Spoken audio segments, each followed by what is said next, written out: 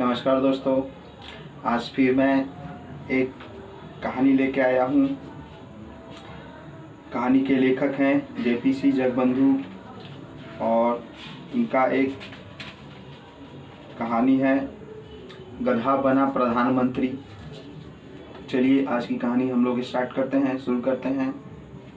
कहानी अच्छी लगी तो आप लोग ज़रूर सब्सक्राइब कीजिएगा। चलिए कहानी स्टार्ट करते हैं, शुरू करते हैं। एक राजा था, उसका एकमात्र पुत्र था।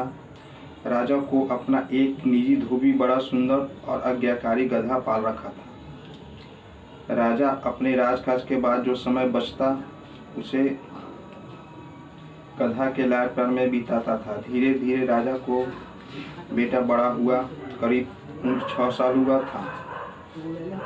राजा ने राजकुमार को पढ़ने के लिए पाठशाला में भेजा। कई साल तक राजकुमार एक ही वर्ग में पढ़ता रहा। उसके साथी लगातार आगे बढ़ते गए, परंतु यह एक ही क्लास में फेल होता रहता चला गया। राजकुमार होने के नाते सभी शिक्षक उस पर काफ़ी ध्यान देते थे, फिर भी वो कोई प्रगति नहीं कर रहा था। राजा चिंतित रहने लगे। सारे राज्य में ऐलान करवा दिया कि जो पुरुष मेरे बेटों को पढ़ाकर विद्वान बनाएगा उसे 100 सोने की मोहरें इनाम में दिया जाएगा। उसके बेटे को पढ़ाने के लिए एक पुरुष तैयार हुआ।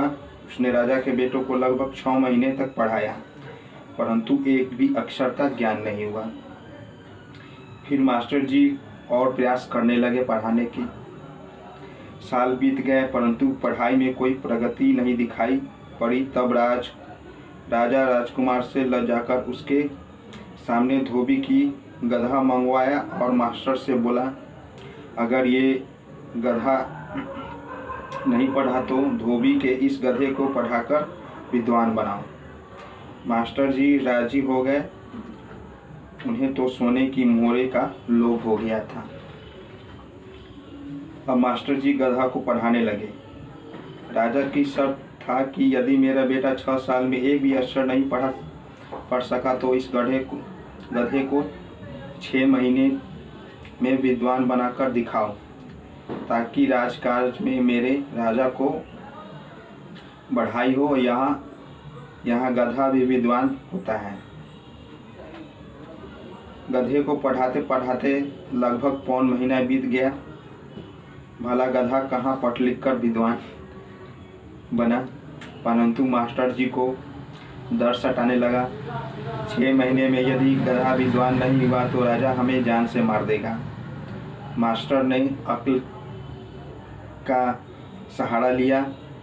शाम का समय था। मास्टर ने गधा को खोलकर बहुत दूर छोड़ आया। कल होकर राजा ने पूछा, मास्टर जी गधा नहीं है? तब मास्टर जी बोले, राजा साहब आपका गधा दिल्ली में इंटरव्यू देने गया है। राजा इसी बात को सुनकर बड़ा खुश हुआ। 7-8 दिन तक वापस नहीं लौटा। तब राजा ने मास्टर जी से पूछा कि बोलो। मास्टर जी बोले, राजा साहब मुबारक हो, आज मैं खुशी का ठिकाना नहीं। राजा साहब कुछ समझ नहीं रहे थे। राजा साहब बोले, मास्टर जी क्या बात है, कुछ तो कहिए। मास्टर जी ने अक्ल का कमाल दिखाया और बोला, राजा साहब आपका गधा प्रधानमंत्री बन गया है। तब तो राजा साहब को खुशी का ठिकाना नहीं रहा। राजा सिपाही द्वारा सोने की 100 मोहरें मास्टर जी को भेंट में दी। राजा को अपने गधे से मिलने की इच्छा हो रही थी। तब मास्टर जी बोले, राजा साहब याद रखें, जब आप प्रधानमंत्री कक्ष के द्वार पर जोर जोर से गधे की तरह रेंकना शुरू कर दीजिएगा, तब आपकी आवाज़ को सुनने तब वह बाहर आएगा और आपकी मुलाकात हो जाएगी। राजा ने वैसा ही किया। गेट पर जाकर हाको हाको रेंकने लगा। मुख्यमंत्री द्वार पर पहुंचा। उस समय भारत के प्रधानमंत्री पंडित जवाहरलाल नेहरू थे। उन्होंने राजा से कहा, क्या बात है, तुम गधे की तरह क्यों रेंक रहे हो? राजा प्रधानमंत्री को देखते ही उसके पैर पर गिर गया। नेहरू जी उसे उठाते हुए बोले। तब राजा बोला, माफ़ कर दीजिए प्रधानमंत्री साहब, आप हमारे यहाँ गधा थे, मैंने आपको बहुत मारा है, बहुत काम करवाया है, हमें क्षमा कर दीजिए। नेहरू जी हक्का बक्का रह गए और उस राजा को देखते ही रह गए। राजा अपनी बात को घोषता चला गया था। तब नेहरू जी ने हार कर अंत में कहे, अच्छा उठो, मैंने तुम्हें माफ़ कर दिया। देखा साथियों, इसलिए कहा गया है, अंधेरे नगरी चौपट राजा, टकेसर भाजा टकेसर खाजा।